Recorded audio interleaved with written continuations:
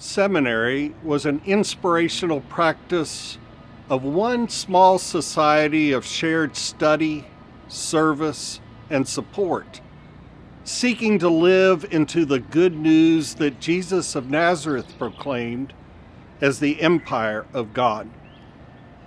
Most of our 20-something class were 20-something ourselves. 1/3 of our class were women, which set a new record. Presbyterians began ordaining women as ruling elders in 1930. As we entered seminary in 1979, Presbyterians had been ordaining women as teaching elders, ministers, for 23 years, all my life. As short or long as the distance to 9/11 from today. Most churches were supporting my classmates with the high cost of seminary and the personal cost of their beloved calling. Yet women had stories of stumbling blocks placed in their path of following the way of Jesus.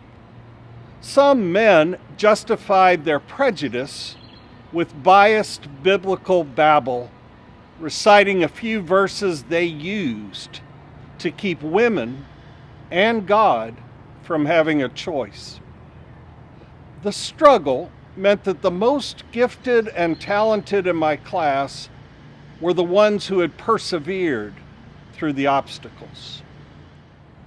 When we experienced together a new movie called Life of Brian, and the scene that asked of the bearded stoners, "Are there any women here?" we laughed until we cried.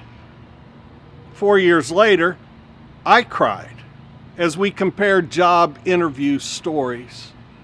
While churches actually asked me about my calling, my gifts for ministry, what I loved about serving God, my hopes and dreams for the church, some of my friends were actually asked, "What do you wear under your robe?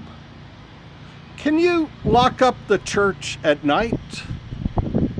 Do you have a preacher voice?" When have you been made to feel less than another person?